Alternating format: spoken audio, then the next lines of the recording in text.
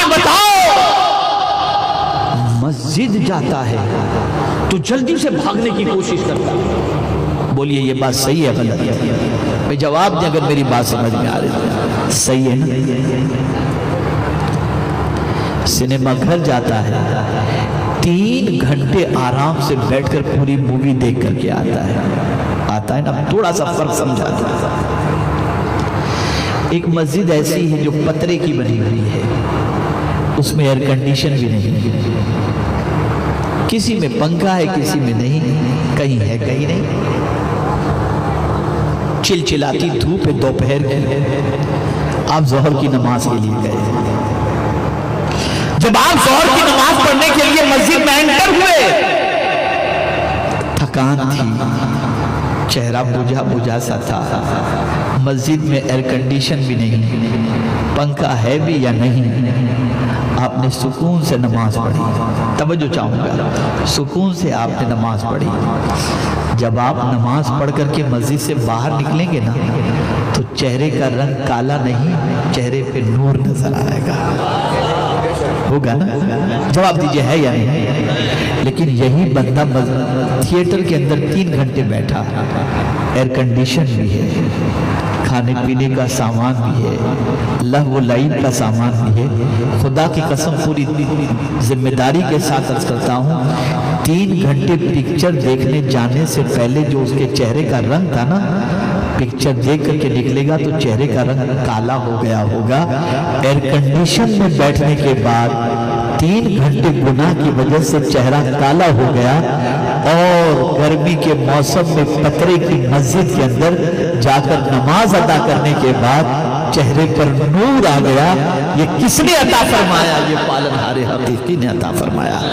لیکن آج مسجد میں دل نہیں لگتا، جاتے ہیں تو بھاگتے ہیں، بھاگتے ہیں مسجد سے. خطبہ شروع ہو تب پہنچنا ہے اور سلام پھیرتے ہی بھاگو.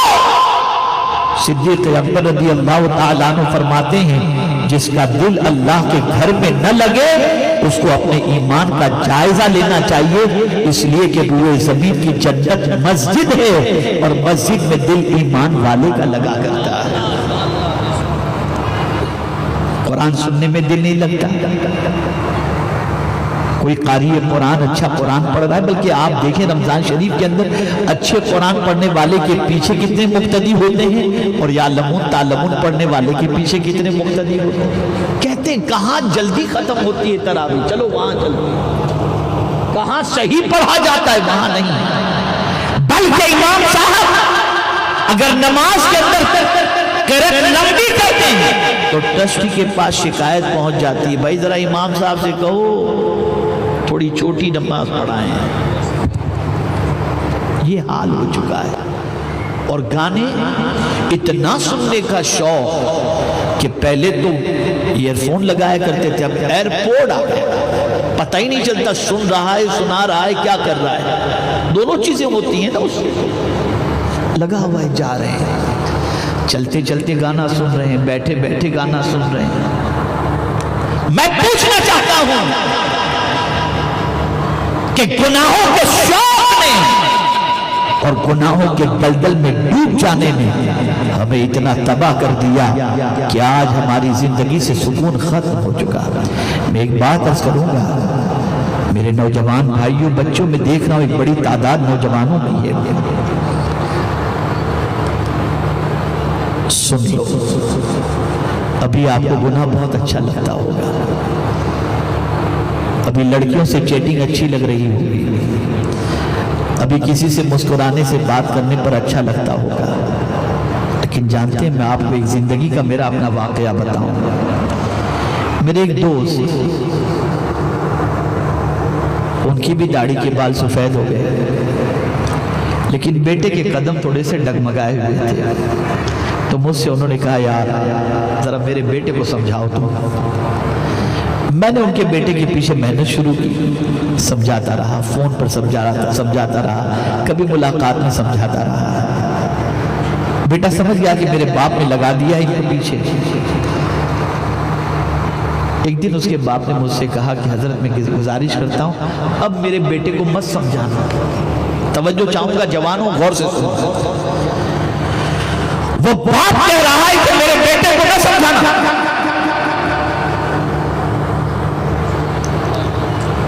میرے بیٹے کو نہ سمجھانا. میں نے کہا خیریت کیا وجہ ہے؟ جانتے ہو اس باپ نے کیا کہا؟ بوڑھے باپ نے کہا میں نے بہت کوشش کی اس کو سنوارنے کی لیکن وہ نہیں سنورا. حضرت میں کیا بتاؤں، ایک دن جب میں نے اس پر شدت کی کہ بیٹے یہ آوارگی اچھی چیز نہیں ہے، بیٹا چھوڑ دو، تو میرے ہی بیٹے نے مجھ سے کہا ابا بڑھاپے میں مجھے گناہ چھوڑنے کی بات کرتے ہو، آپ جوان تھے تو کیا کرتے تھے؟